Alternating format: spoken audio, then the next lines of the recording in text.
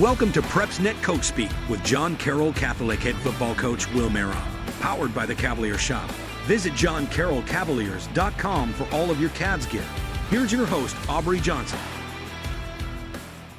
Welcome back, Coach. Yes, sir. All right. So the last 2 weeks, you kind of split the series. You're 1-1. The first game, you dropped to, it was a region game. You dropped to Carver, Birmingham, 32-16. Tell us about that game. Well, we knew that we were going to get some explosive plays Right. that week, and they capitalized on a couple of them, and we made some mistakes that they made more plays than we did, and Right. it's kind of that simple. And that's what we told our boys as well, is that Right. we've got to be able to execute, and where you find those in practice and you find them during the week. And I mean, they're very much improved. They've improved every year that we've played them. And they did some really good stuff offensively, and they were able to run the ball, and they were able to throw it a little bit. So their defense flew around and gave us some trouble. So really good Carver team. I expect them to have a successful season. Sure. So last Friday, you traveled to Hayden and played them, beat them. So first win of the year. Congratulations. That too was a region game, by the way. Tell us about that night. What happened? First off, I'll say Hayden is very much improved with Coach Eads. I mean, Yes. those boys, I mean, they're always hard hitting, and that's always a hard hitting team, and it's going to be a hard fought game. And they do a great job of controlling the ball, and it was a full 4-quarter game. Yes. And I mean, it was back and forth, especially in the second half. I mean, it was punch for punch. And Wow. that was one big thing that was good for us is within our first 3 games, I was very proud of our kids for playing all 4 quarters and Yes. playing all the way till the end, no matter what the score was. Right. And that really ended up paying off for us. And that's kind of what happened at the end. We got a key turnover while we're going back and forth. And I mean, they did some really good things, and we were able to get a turnover on a corner blitz and kind of take that 10-point lead to pull away really late in the game. So very impressed with that Hayden team, and I mean, they're going to give some teams some trouble this year because of the way that they're able to control the ball and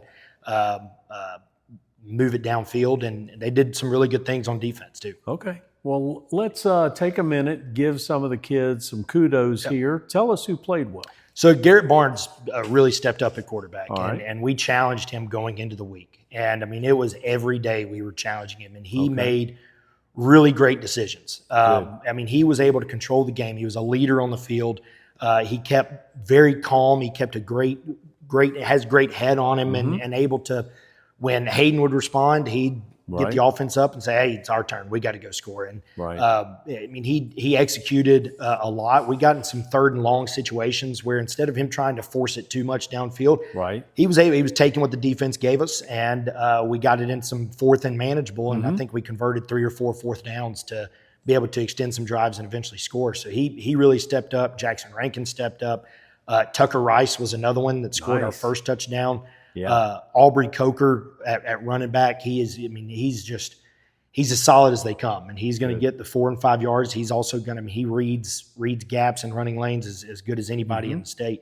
And then defensively, linebacker, or first off up front, Jacob Childress had one of his best games. Nick Gagliano had an amazing game.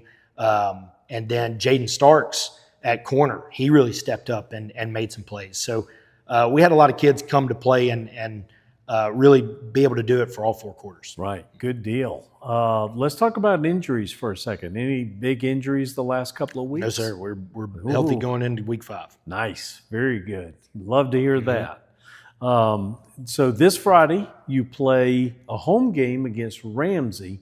Now, Coach, Ramsay is kind of sneaky good. If you look just on paper, they don't look good at all. They dropped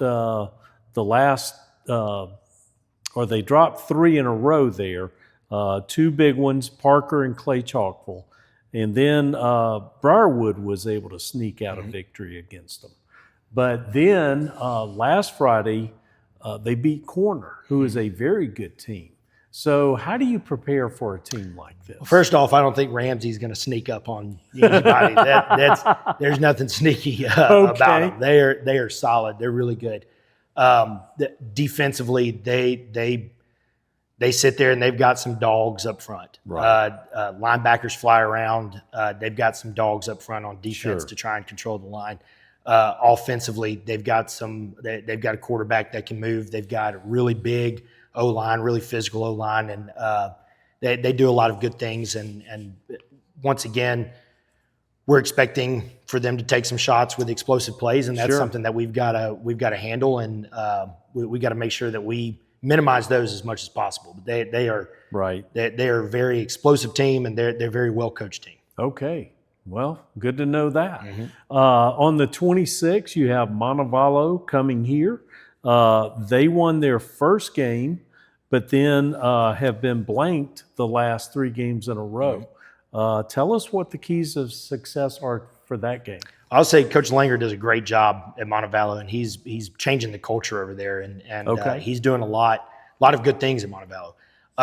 That's another one. They play in a really tough region, and they've had some really tough opponents. That's one that I'm really good friends with Coach Langer, and that's one that we can't let sneak up on us because, like I said, they play some really good competition these last couple of weeks. So we haven't seen any film on them yet, but I know that they've got some athletes. We actually ran into them at Media Day preseason, and they've got some big boys over there too. So that's something we're going to have to watch out for. Okay, good deal. So we're going to stick in a new segment right here, call it Assistant Coach Spotlight, and we're going to talk about one of your assistant coaches, in particular, Tristan Henderson. He is the Director of Player Development and College Recruiting, which is not something you hear a whole lot on the high school side. Tell us about him a little. Yeah. So on top of that, he also coaches the tight ends and fullbacks, and he's also the co-offensive coordinator. So he's full-time in the school. The first part of kind of what he's going to be doing is the player development. And so he came from UAB. He played at UAB. He coached at UAB. Nice. And for the last couple of years, he was the director of recruiting for UAB. So, I mean, you can't get a better guy for that job. And to be able to come in and show these kids what college recruiters are looking for. Because he knows what they're looking for. Because he was just looking for. He was there. And that's huge right now in high school is these kids want to be able to go play and at whatever level they kind of fit in at. And so that's what he's going to be doing is helping these kids build their profiles, build recruiting profiles, running their Twitters, running their social media, how to build a highlight film and how to communicate with coaches and really what your individual expectations should be.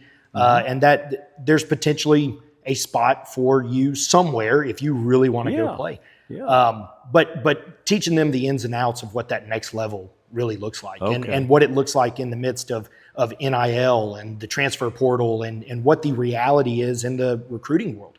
So that's going to be huge for us. And I mean, the kids are already gravitating to him. He is fantastic with kids. He does an excellent job with just building relationships. And that's something that what he's brought to the table so far. And it also helps that he's in the School. I mean, all day we're on a whiteboard and we fill up a whiteboard probably 3 or 4 times a day.